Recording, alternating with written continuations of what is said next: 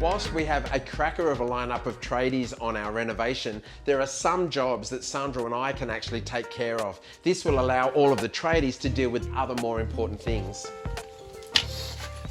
So the beautiful masonry work is in, and we're getting to that point where we're nearly ready to start some landscaping, but waterproofing is an important thing to remember. I've got the beautiful face here of the textured masonry blocks, and I want them to stay looking nice and clean as I do the house. So waterproofing the inside of the garden beds creates a waterproof seal. It stops any of the moisture from the soil penetrating through the stonework and giving me any mold or marks on the outside. It also protects the wall of the house so no moisture will penetrate into the house and maybe up and inside. So it's a really important step. It goes on pretty easily, like thick paint. It's a good process, but it's black as black, so I've got to be super careful. Our brickies, Ando and Shannon, have done an awesome job on the front fence and the garden beds. For now, their work is complete. Before they come back to install the breeze blocks on top, Paul and Mark are attaching plastic sheets to protect the surface of our brand new masonry walls. A concrete pump has been connected to the concrete truck, and that's allowing all of that new concrete to flow through a hose so that they can core fill each of those masonry blocks. Watching them do this is like watching someone wrestle a giant python. It seems to have a life of its own.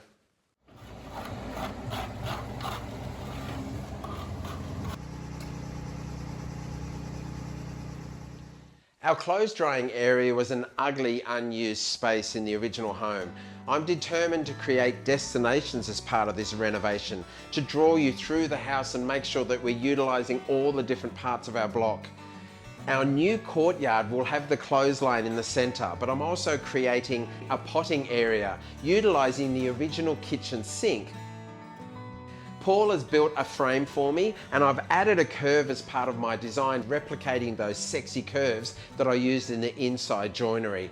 It's also practical because that's a thoroughfare. I'm not going to end up with any sharp corners that you can bump into.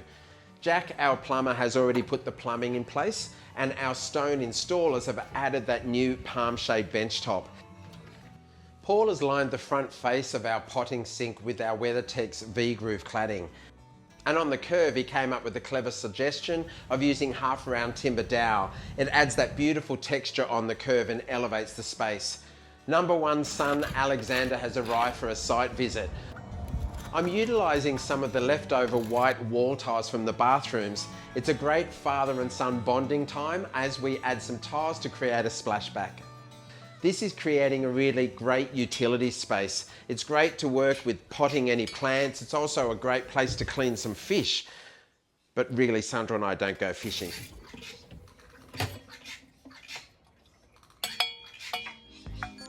More furniture has arrived on site. This time it's a delivery from Life Interiors. It also includes some key pieces that we've purchased from M&Co.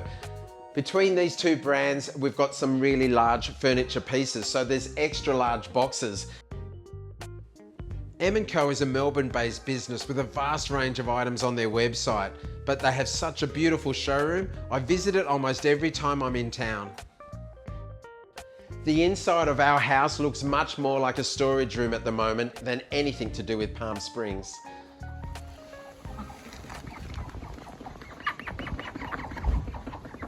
Sandra and I love propagating plants. We love salvaging plants from families and friends, and we definitely love saving them from council pickup.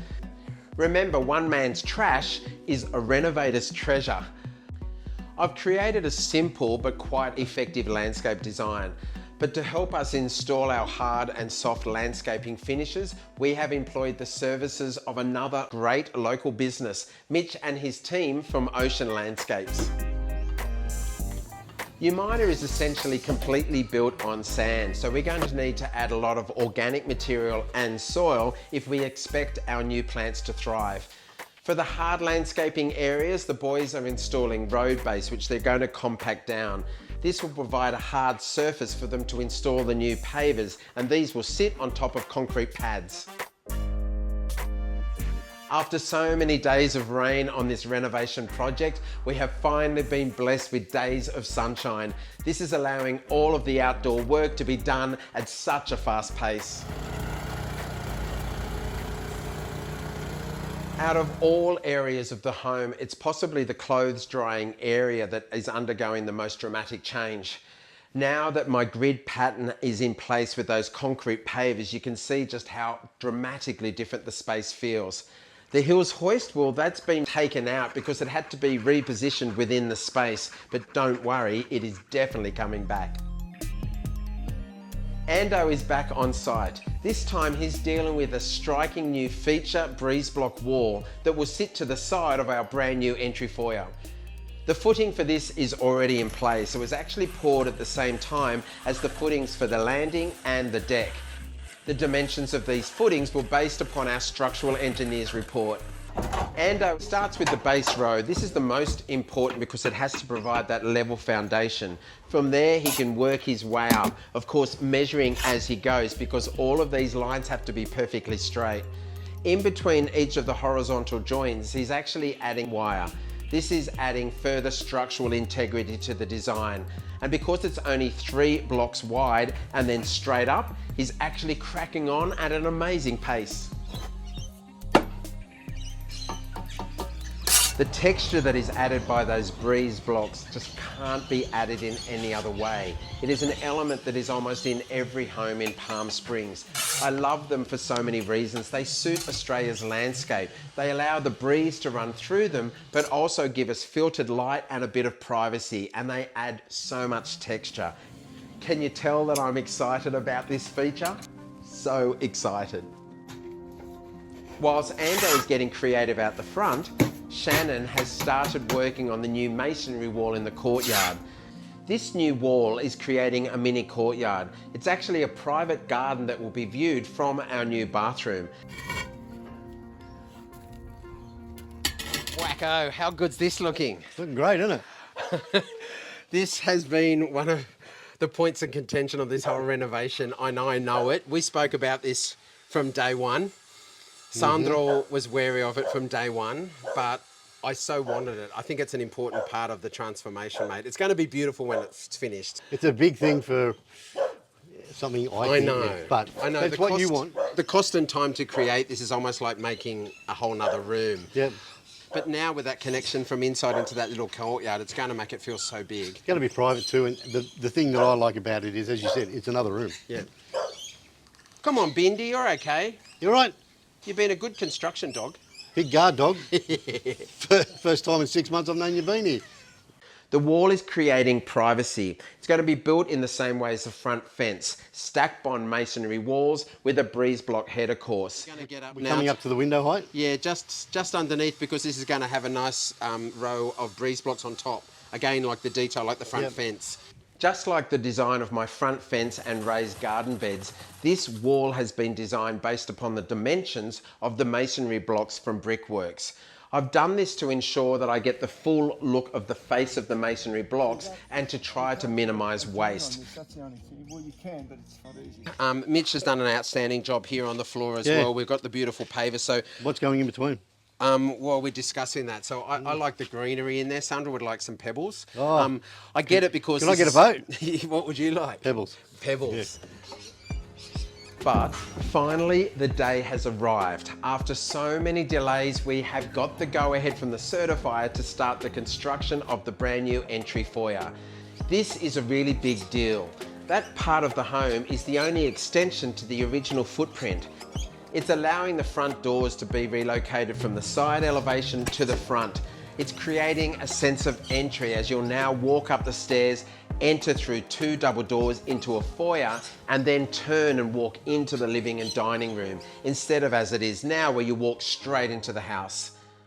Paul and Mark are able to crack on straight away. We had already ordered all of the timber. It was stored on site.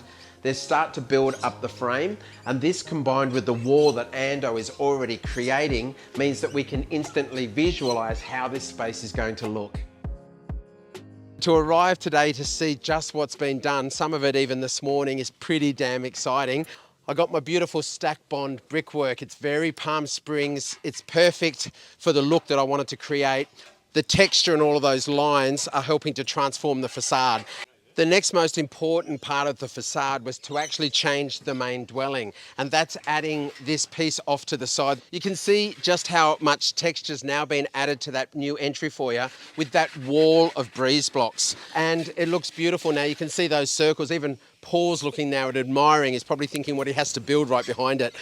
The boys, the boys are building the entry foyer, and it's actually not a large footprint. It's quite a small room, and it's creating an entry foyer, but it is pivotal to change the experience of how it is to walk into and then through this home. It changes the facade of the home, but it also changes the experience as you walk inside. This is where your window's going to go. Yep. That point there? Yes. So that point there, 900. So then it's looking almost centred to that. Almost centred. It's going to be so nice. So at night time, the light's going to shine through that, and you'll see all that filtered light through that screening. And this is all coming together pretty well, mate. It certainly is. I'm amazed at how fast you guys have done it. Do you like the size of your back window? It's... I could nearly put a sliding glass door in here as well, couldn't I? Yeah, it's huge. It's going to be so different, don't you reckon, walking through those double doors and then turning into the front door instead of Getting rid of that. Getting rid of that. I'm looking forward to that. It's such an ugly thing, isn't it? It's so weird to have that now still there, like the whole house has changed. One other question I do have for you. Yes. We're doing the sheeting on top of the roof. Yep. Are we continuing that outside? Yes. Okay. All right. Because the reality of dealing with builder is that I've got the ideas and I know what I want it to look like. I've been doing this a long time, but I am not a builder. So I can swing a hammer, or I can demolish things pretty well. But And when you can paint too. I can paint, thank you, mate. But when it comes time to building, I've got to pass it over to the experts, and we've had an amazing array of trades here, all doing each of their specialties and pulling it all together. Yeah, I would say organise your roofer to be here next week so you can get a roof on it. Yep. And then electrician's coming on Friday. And then get your guy to put the windows. Paul is the site supervisor on the job. He's the liaison between all of the trades. And for me, he's also my mate that I've worked with in TV for many years. I'm so excited to have him here, to be able to trust someone so much. And for me, it's also exciting because he is loving the transformation of this home as much as we are. This is looking great. I love the curve. Yeah, it's nice, isn't it? The wall, mate, as much as, I know it's a lot harder for Ando to do it and that sort of stuff. It does look great, and I can see what your whole concept is, but yeah, a lot of work in that. I know it would have been cheaper and quicker with a brick bond. Yep. I know that. But all of those straight lines, horizontally and vertically, is just key to that Palm Springs look. And like any renovation, you know, like a relationship, it's still a relationship with the house, isn't it? Yeah. Things happen and evolve over time. So It's like you and me, isn't it? It is, mate. It is like us. The concept here was to go like 1800 high and create some privacy, but because this is technically the front of the place, and I couldn't go higher than this without a DA, and it's just time and more effort. So maybe we'll raise it later in the future, but at the moment that's 1200, and I think it still looks great. Coming up well. So once the landscaping's done, I think we're there. We're so close I can almost touch it. Yeah, still got to have long arms, but well done.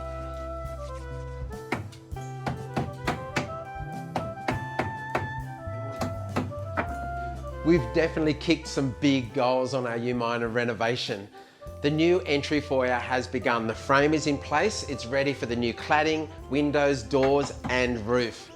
Stay tuned for the next episode of James Bought a House. Inside, the final details are added throughout the home, including completing our kitchen, laundry, and bar area. Outside, a pergola is added to frame the alfresco. That new entry foyer is finally complete. The breeze blocks and masonry work is all finished, and the landscaping adds some much needed greenery to help frame our new renovation. I cannot wait to share it with you. For all of the details of everything that we've used in this renovation, it's easy. You just have to download the fact sheet at jamesbourdahouse.com.